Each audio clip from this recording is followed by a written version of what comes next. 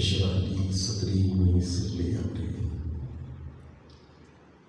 واحلل عقدة من لساني يفقهوا قولي.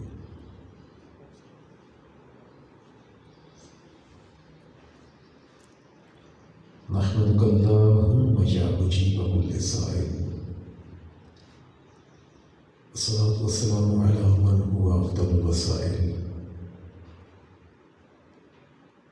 وعلى آله وأصحابه ذوي الفضائل. أما بعد، فأعوذ بالله من الشيطان الرجيم. بسم الله الرحمن الرحيم. قال الله تبارك وتعالى في الكلام المجيد: وأزواجه أمهاتهم. صدق الله العلي العظيم. وقال في مقام آخر: محمد رسول الله والذين معه أشداء على الكفار رحماء بينهم. صدق الله العلي العظيم. وصدق رسوله النبي الكريم. ونحن على ذلك لمن الشاهدين والشاكرين. والحمد لله رب العالمين. إن الله وملائكته يصلون على النبي يا أيها الذين آمنوا صلوا عليه وسلموا تسليما. صلاة والسلام عليك يا سيدنا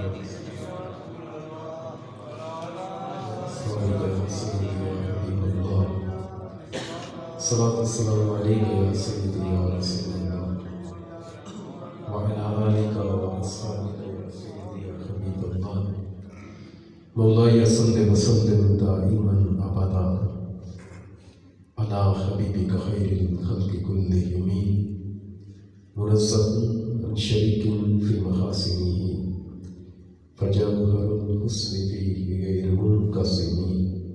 يا رب بالمصطفى بلغ مقاصدنا واغفر لنا ما مضى يا واسع الكرم. اللہ جل جلالہ وعمل والہ وعظم ذکرہ واتم برہانہ واجل شرح کی حمد ثنا.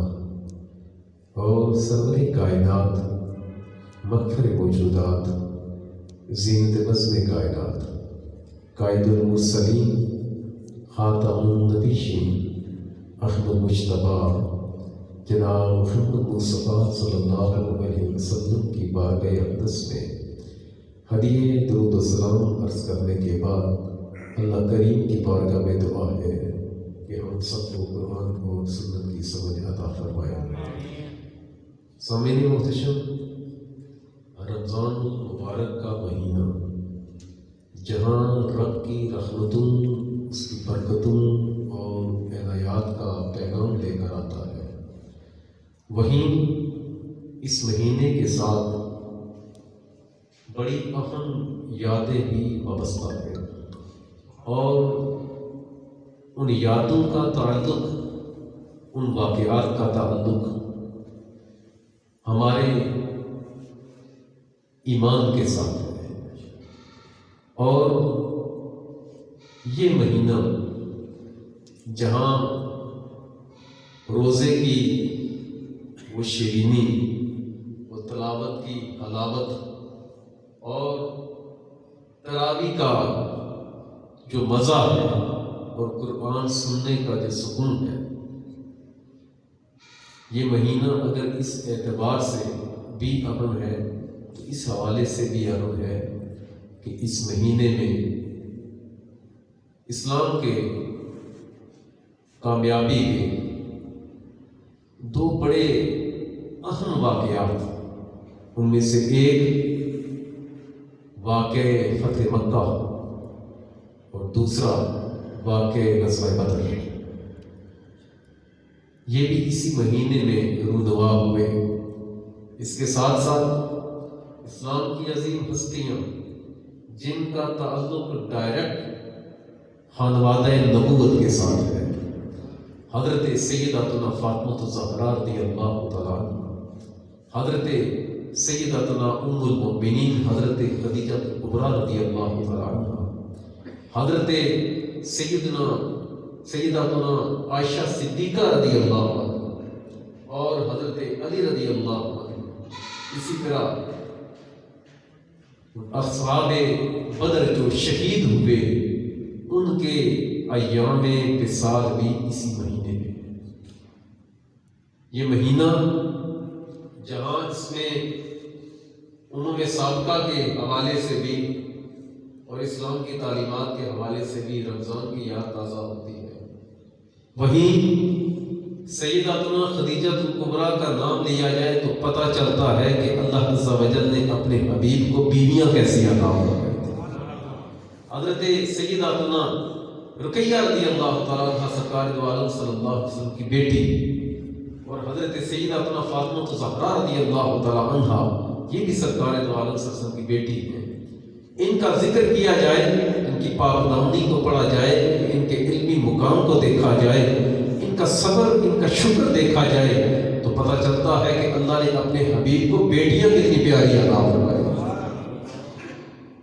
اور اسی مہینے میں جب غزوہ بدر کا پڑھا جائے، غزوہ فتح مکہ کا پڑھا جائے، صحابہ کرام کا جو صبر، ان کی استقامت، ان کا رب پر توکل اور آقا سے جو عشق ہے، اگر اس کو دیکھا جائے تو پتہ چلتا ہے کہ اللہ کے حبیب کو اللہ عز و جل نے صحابہ کیسے عطا فرمایا۔ ان کی جانفشانی، ان کی محنت اور اسلام کی سربلندی کے لیے ان کا محنت کرنا اور اپنے آپ کو جان جوخم میں ڈالنا، ایسے جگرے اللہ نے اپنے حبیب کے صحابہ کو ہی عطا فرمایا تھا۔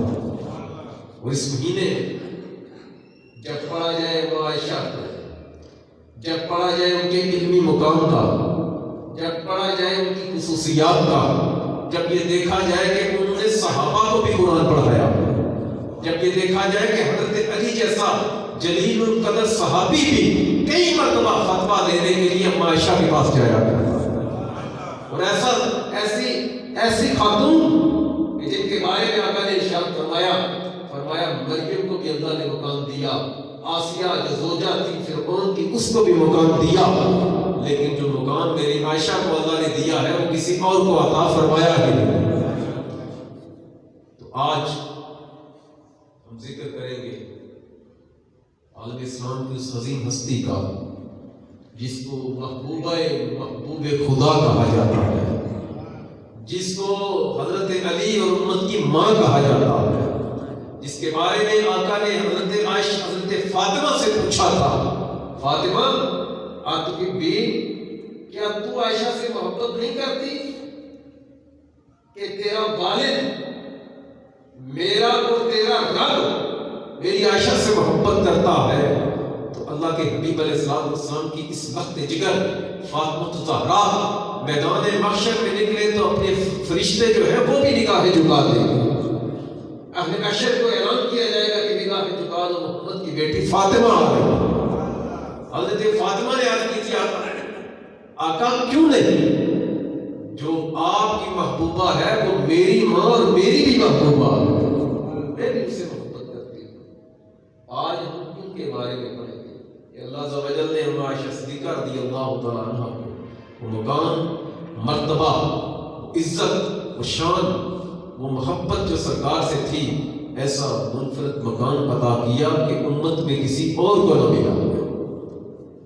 6 برس عمر تھی آپ کی جب سرکار دو عالم صلی اللہ علیہ وسلم کے ساتھ نکاح ہوا، اور سرکار دو عالم صلی اللہ علیہ وسلم کی نگاہ مبارک دیکھ رہی تھی کہ جس کے ساتھ میرا نکاح ہو رہا ہے آنے والے وقت میں میری امت کی یہ بہت بڑی معلمہ ہوگی، اس کے ذریعے سے اللہ میرے دین کو ترویج و تبلیغ و عروج عطا فرمائے۔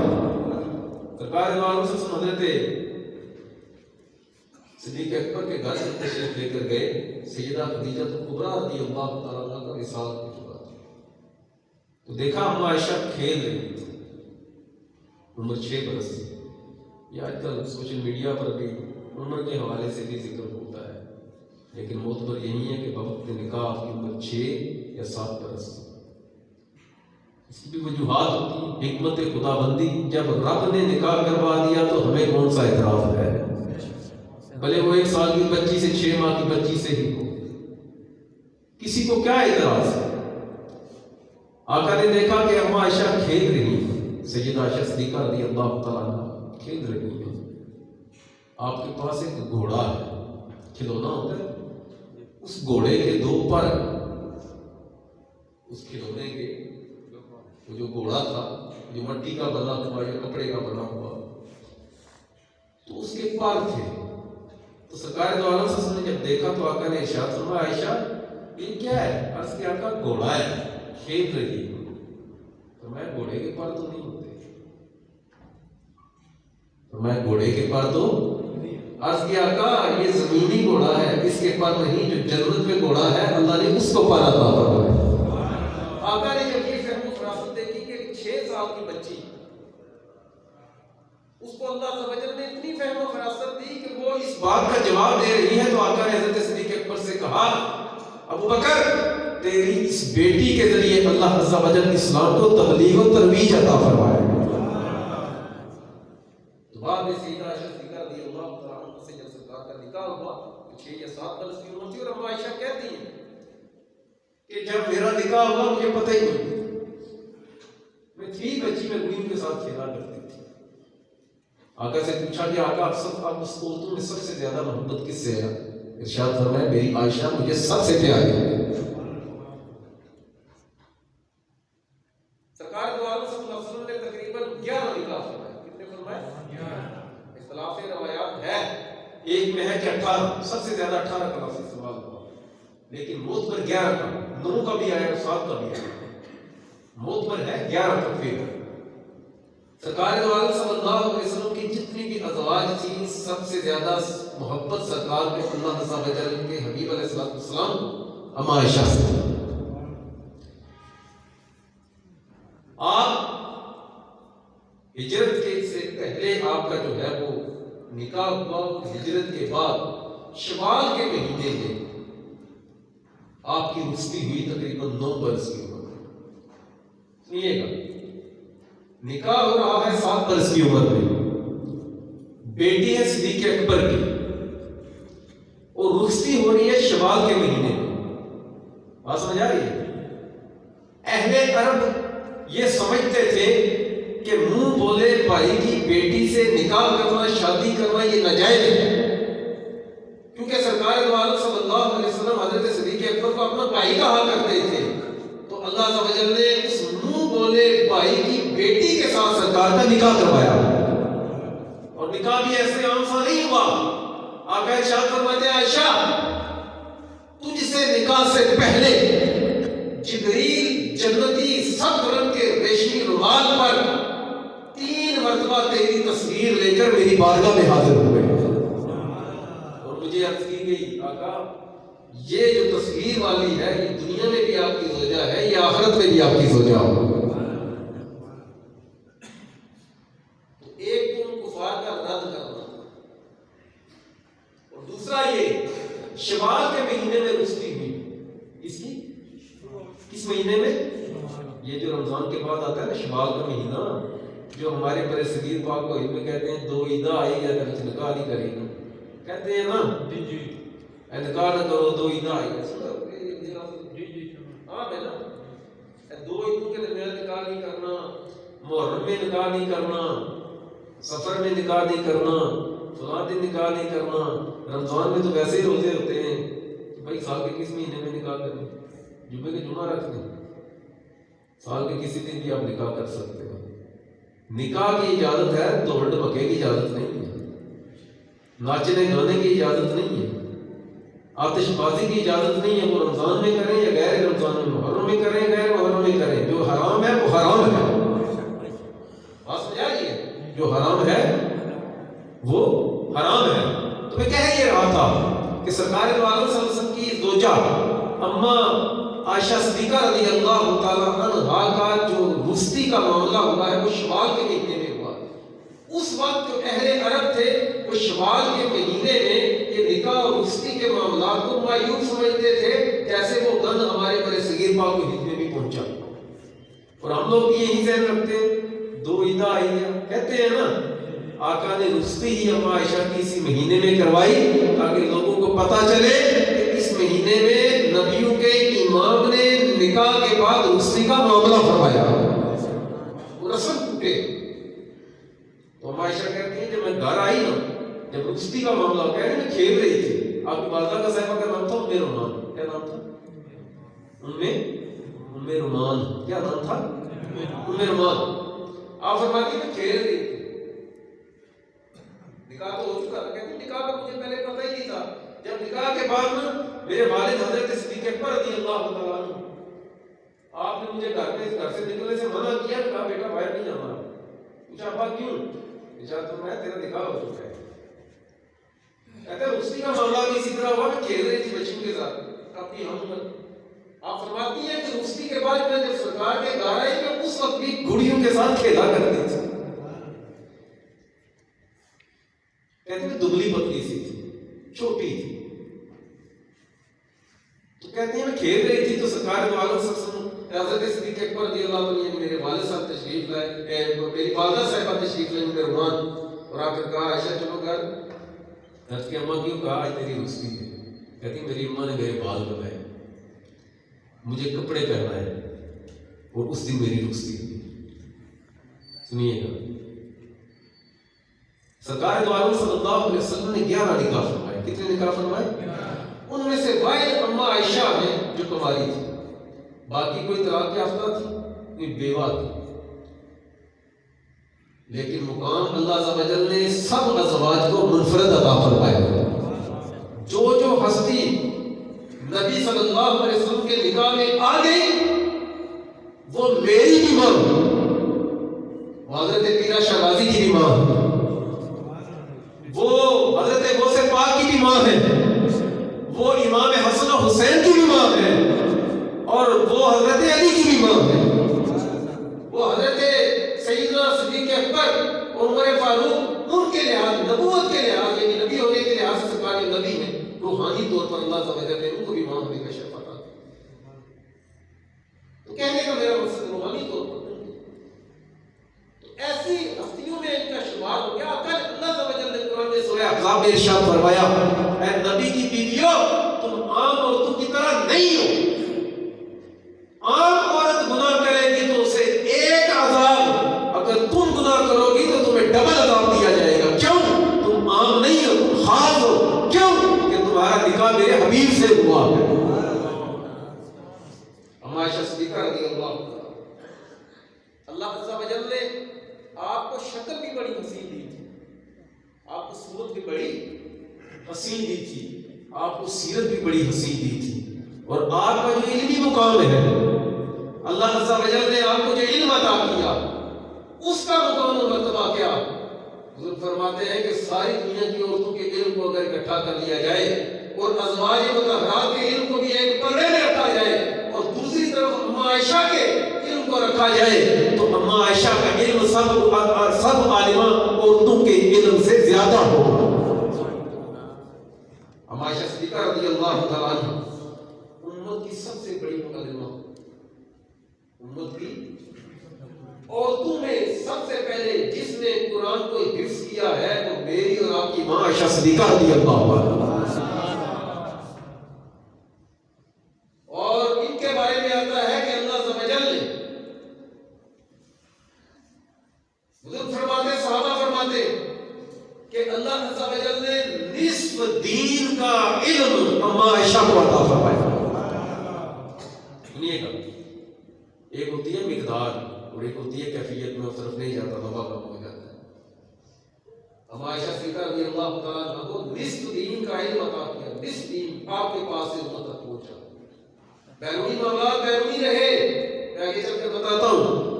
اما عائشہ صدیقہ نبی پاک صلی اللہ علیہ وسلم کے گھر کے اندر کے جو معاملات تھے، سرکار دو عالم صلی اللہ علیہ وسلم کے در اقدس کے جو اندر کے ازواجی معاملات، گھریلو معاملات، آقا گھر کیسے رہتے، آقا کھاتے کیسے، پیتے کیسے، غسل کیسے کرتے، وضو کیسے کرتے، آقا آرام کیسے کرتے، ازواج کے ساتھ تعلقات کیسے تھے، آقا باری کا دن کیسے مقرر کرتے، کئی پردے کے معاملات بھی 100 میں سے تقریباً تقریباً 90% جو امت تک پہنچے ہیں وہ اما عائشہ کے ذریعے پہنچے ہیں.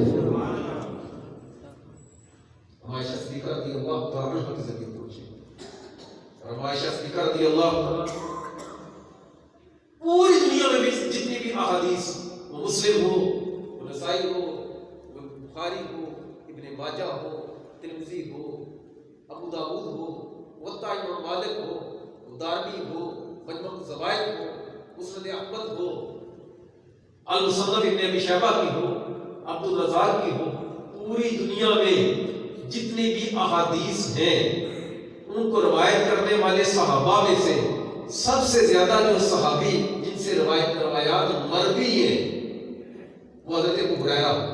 حضرت ابو ہریرہ سمیت تقریباً 5 صحابہ ہیں. اتنے 5 بندے ہیں. نبی پاک کے 1,24,000 کم و بیش 1.25 لاکھ صحابہ میں سے جتنے بھی صحابی ہیں سب سے زیادہ احادیث 5 لوگوں سے مروی ہیں اور ان میں سے ایک اما عائشہ کا نام ہے.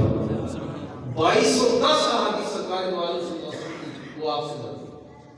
اردو میں سب سے زیادہ سرکار کی حدیثوں کو امت تک کسی نے پہنچایا ہے تو اما عائشہ صدیقہ رضی اللہ تعالیٰ عنہ.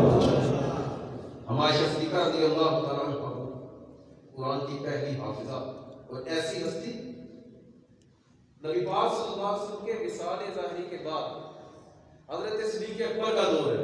امت کا سب سے بڑا متقی، امت کا سب سے بڑا امام، خلیفہ بلا فصل، خلیفہ الرسول، امت کا سب سے بڑا عالم حضرت سیدنا صدیق اکبر رضی اللہ تعالیٰ جس کا علمی مقام حضرت فاروق اعظم سے بھی زیادہ ہے. وہ ہستی کہ جسے جنت کے 8 دروازوں سے بلایا جائے گا. اما عائشہ حضرت صدیق اکبر کے دور میں باقاعدہ مسند پر بیٹھ کر صحابہ کو فتویٰ دیا کرتی تھی. بڑے بڑے صحابہ کرام آپ بخاری، مسلم، ابن ماجہ، ترمذی، ابو داؤد اٹھا کر دیکھیں.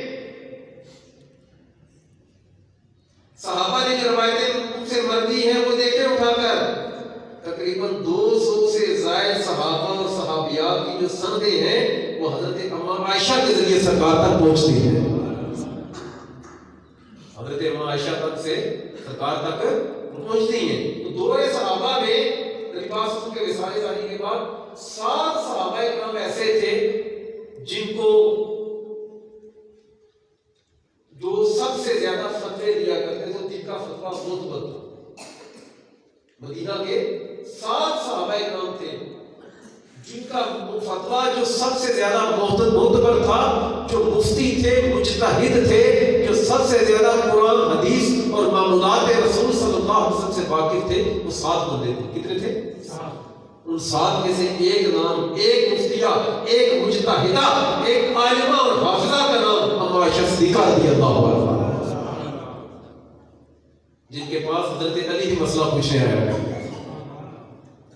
اور نہ صرف فتویٰ دیا کرتی تھی بلکہ اگر کسی اور صحابی نے بھی علامہ سیوطی رحمۃ اللہ علیہ نے باقاعدہ اما عائشہ صدیقہ رضی اللہ تعالیٰ عنہا نے اما عائشہ صدیقہ رضی اللہ تعالیٰ عنہا کے حوالے سے جو آپ نے فتوے دیے ہیں ان کو اکٹھا کیا ہے. بلکہ اما عائشہ صرف فتویٰ ہی نہیں دیتی تھی، اگر کسی صحابی سے کوئی معاملہ اجتہادی اس میں کوئی خطا ہو بھی گئی تو اما عائشہ اس کی اصلاح فرمایا کرتی تھی.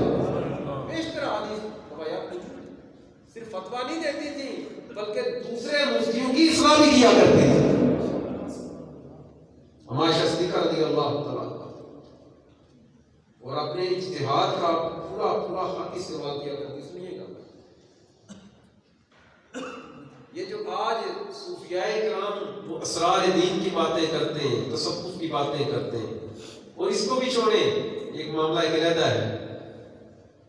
احکام اسلام کی حکمتیں کیا ہے؟ مثلا ہم کہتے ہیں کہ یہ عورت کو طلاق ہو تو وہ اتنے مہینے عدت گزارے گی. ہم کہتے ہیں یہ تو ہے حکم. اب اس کے پیچھے حکمت کیا ہے؟ اس کے پیچھے فلسفہ کیا ہے؟ نماز پنجگانہ فرض ہے تو یہ پنجگانہ کی فرض ہے، یہ 10 نمازیں بھی فرض ہو سکتی تھی، 2 بھی ہو سکتی تھی. پھر نماز میں تکبیر تحریمہ کیوں ہے، رکوع کیوں ہے، سجدے کیوں ہے؟ اسرار دین سب سے بڑی عالموں کا لقب اللہ نے دیا ہے صحابہ کی زبان سے تو اما عائشہ کو دیا کہ قرآن کے احکام اور احکام کی حکمتیں اور ان حکمتوں کے اسرار و رموز، احکام شریعہ کا فلسفہ، اس کی حکمتیں، اسرار و رموز، یہ علم جتنا اما عائشہ کو دیا ہے کسی اور کو نہیں ملا. اور انہی پر عمل کرتے ہیں بعد امام غزالی جو شاہ ولی اللہ محدث دہلوی رحمۃ اللہ علیہ نے بڑی بڑی آگے کتابیں لکھی. اور آپ کو ایک اور بات بتاؤں، اما عائشہ صرف یہی نہیں کہ انہیں صرف قرآن فہمی یا حدیث کی وہ راویہ تھی یا صرف حدیث کی فہمی تھی، بلکہ آپ اپنے دور کی بہت بڑی شاعرہ بھی تھی. عرب کے بڑے بڑے شعراء کے اشعار آپ کو یاد بھی تھے اور آپ اشعار کہا بھی کرتی تھی، اور کئی مرتبہ ہوتا وہ آپ اشعار کی صورت میں گفتگو بھی کیا کرتی تھی. حضرت اما عائشہ رضی اللہ عنہا مفسرہ بھی تھی، حافظہ بھی تھی، محدثہ بھی تھی، مجتہدہ بھی تھی، مفتیہ بھی تھی، شاعرہ بھی تھی. اس کے ساتھ ساتھ صحابہ میں سب سے زیادہ تاریخ کا علم اللہ نے عطا کیا تو حضرت عائشہ کو عطا فرمایا. علم الانصاب، مثلا فلاں کے والد کا فلاں قبیلہ اس کا جد امجد کون ہے، فلاں کی شاد کس کے ذریعے کہاں تک پہنچتی ہے، فلاں کا ابا کون، اس کا کون، اس کا کون، اس کا کون، کرتے کرتے حضرت آدم علیہ السلام تک علم الانصاب کا علم اللہ عز و جل نے صدیق اکبر کے بعد حضرت عائشہ کو عطا فرمایا. عائشہ کی عام سی شخصیت نہیں تھی، بلکہ انصاب یعنی نسب کا ایک نسب سمجھتے ہیں نا، یعنی میں کہوں میرے والد صاحب کا یہ نام، ان کے والد صاحب کا یہ نام، ان کے والد صاحب کا یہ نام، ان کے اتنے بیٹے تھے، ان کے فلاں بیٹا تھا اس سے آگے فلاں نسل چلی، فلاں بیٹا تھا فلاں نسل چلی، فلاں بیٹا تھا فلاں نسل چلی. بات سمجھ آ رہی ہے نا؟ تو یہ علم الانصاب کے حوالے سے اللہ تعالی نے آپ کو بڑی کاملیت کے ساتھ مہارت عطا فرمائی تھی. اور اسی طریقے سے آپ کو عرب کا کلچر، تہذیب، آج لوگ تاریخیں لکھتے ہیں، تہذیبیں لکھتے ہیں تو پتہ نہیں کہاں کہاں بھٹکتے ہیں، لیکن فیض نبوی کا حصہ حضرت عائشہ کے سینے میں جو اللہ نے رکھا، اس فیض نبوی کی بدولت اللہ عز و جل نے آپ کو قرآن کی حافظہ بھی بنایا، مفتیہ بھی بنایا اور تاریخ دان بھی بنایا. بلکہ یہ جو نام رکھتے ہیں عرب کا کلچر، علم الانصاب، اور یہ جو نام ہوتے ہیں، کون سا نام عربی ہے، مثلا لے نا وہ فلاں کسی کا نام لیتے ہیں، مثلا پنجابی ہمارے یہ اسماعیل نام ہے، مثال دیتے ہیں. اسماعیل نام یہ عربی نام نہیں، یہ عبرانی لفظ زبان کا لفظ ہے. ابراہیم نام یہ دو لفظ ہے.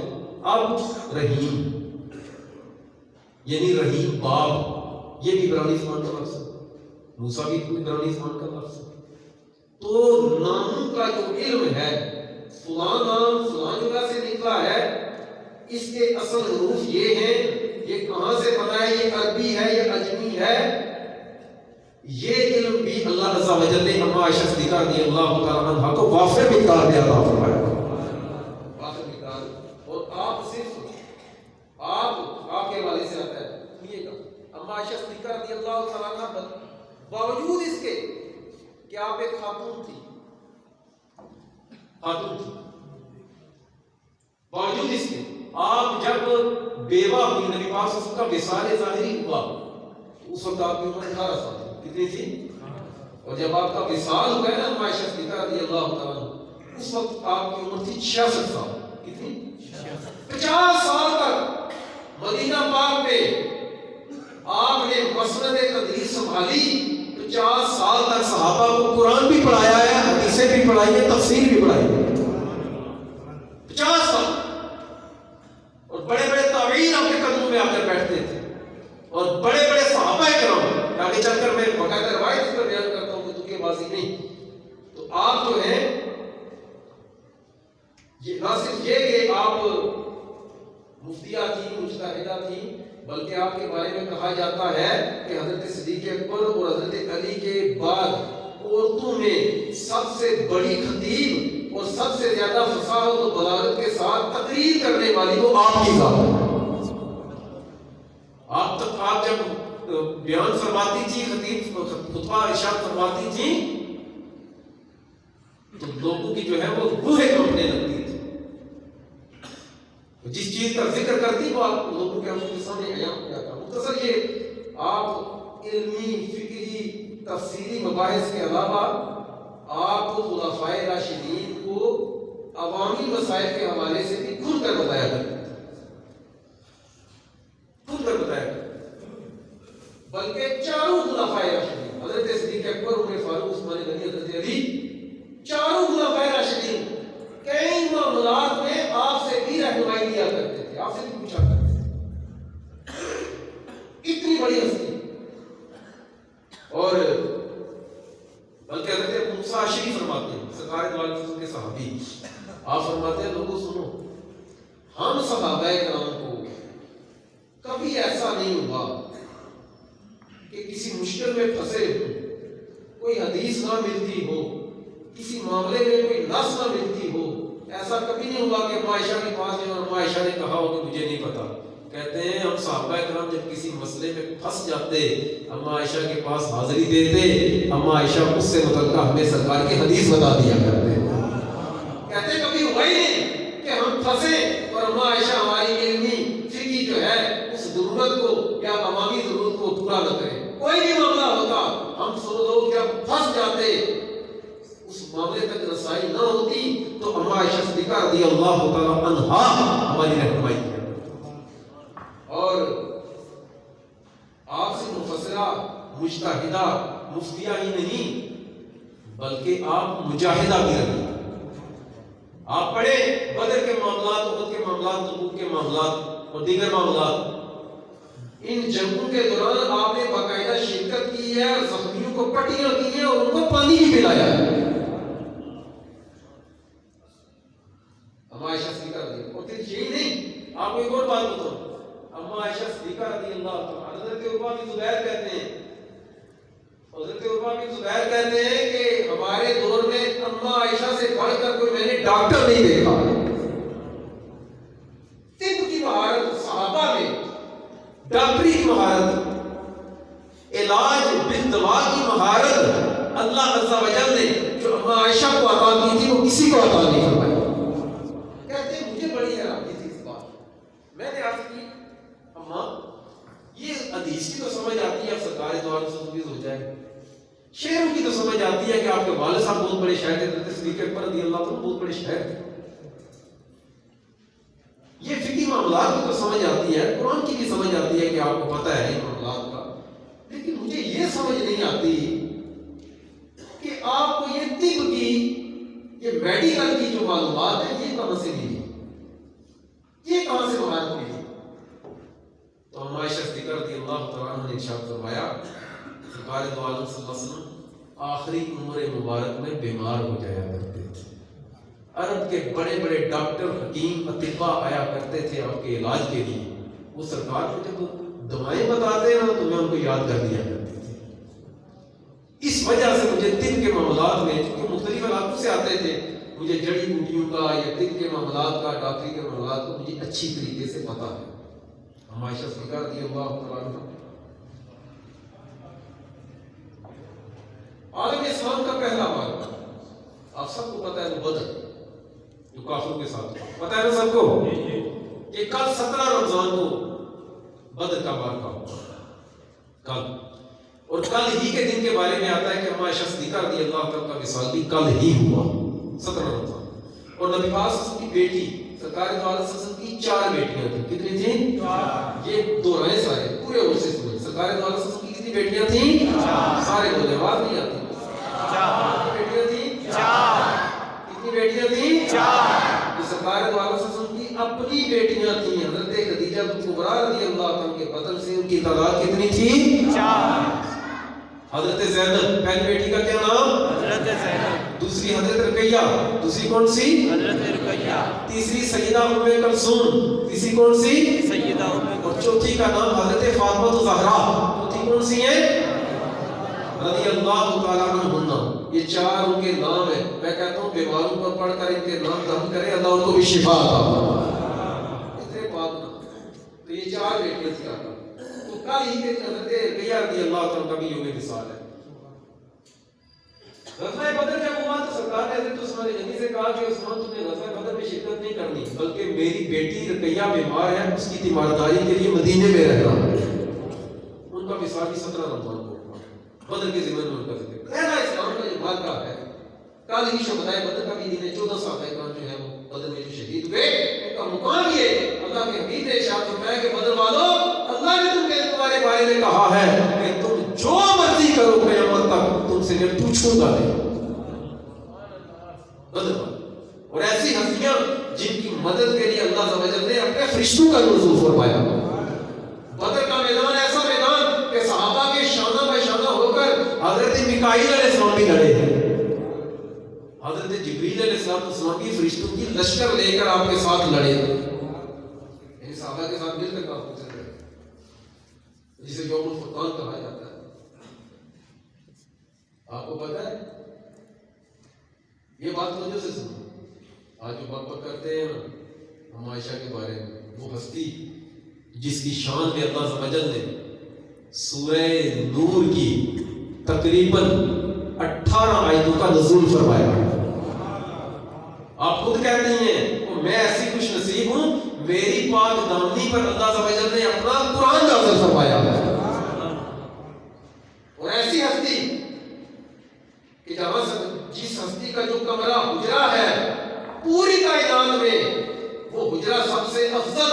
کیوں کہ آپ کو اس کمرے میں, اس حجرے میں آقا کا روزہ مبارک ہے, اور ساتھ ہی صدیق اکبر, ساتھ ہی عمر فاروق, اور قرب قیامت میں حضرت عیسیٰ علیہ السلام بھی آپ کے حجرے میں ہی دفن ہوں گے.